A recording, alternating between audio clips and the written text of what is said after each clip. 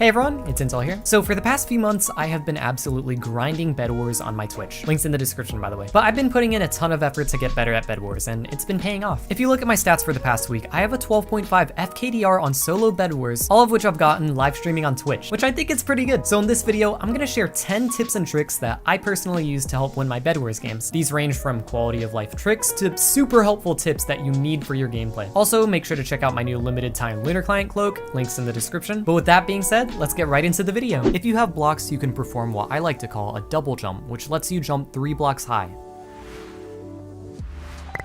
Double jumps are really useful and you can use them to save time. For example, double jumping to mid on Lighthouse or double jumping to mid on Playground.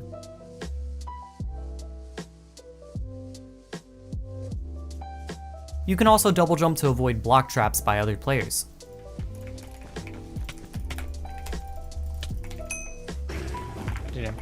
Block trapping players is an insanely useful way to combo them and to kill them when you're at low HP. One of my favorite ways to do this recently is by extending blocks from their bed defense and then placing another block right next to the blocks that you just placed, creating a corner. As you can see, this can be really useful to combo other players.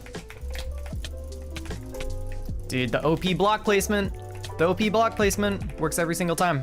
Works every single time. Uh-oh. This is not good. Still got him regardless. This doesn't only work on bed defenses, you can do this pretty much anywhere. On the topic of block trapping, I find that instead of running straight into a block after you place it, it's usually a lot better to let go of W for a brief moment as you place the block. This helps to prevent you from running into the block right after you place it and block trapping yourself by accident. That was a good block placement.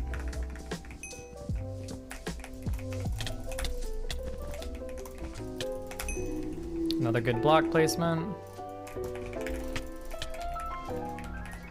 See if I can, dude, I just flawlessed that guy just with pure block placement alone. Apollo is one of my favorite maps to play on, and one of the things that you can do to increase the chances of success for killing your first rush is instead of bridging and dropping off directly at the diamond gen, bridge out a little more until you're above the diamond gen and drop off there. This is really helpful because if someone is rushing at the same time as you, having the high ground on your opponent does give you a pretty big advantage while you're fighting the other player. You can even abuse the tower to create a little head hitter for yourself. On certain maps, you can really easily spawn trap people, which can give you time to break their bed, heal yourself, or combo them. You can do this on Lighthouse and Crypt.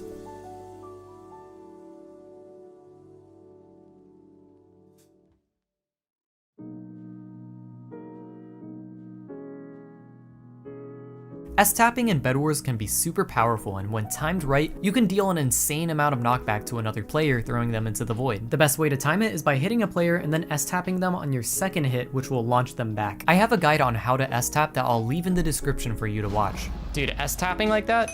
Look how much knockback it dealt to the guy to hit him into the void. On slow iron maps, if you're 12 or 16 rushing, with the first 4 iron that you get, you can buy 16 blocks to start your bridge and build yourself a quick wool bed defense if you want, and then go back to your generator to collect all the iron that you need to finish your bridge, instead of waiting for 12 or 16 iron to start your rush. This helps you save a little bit of time getting to your first rush, which can be crucial if you're going against someone who's really sweaty.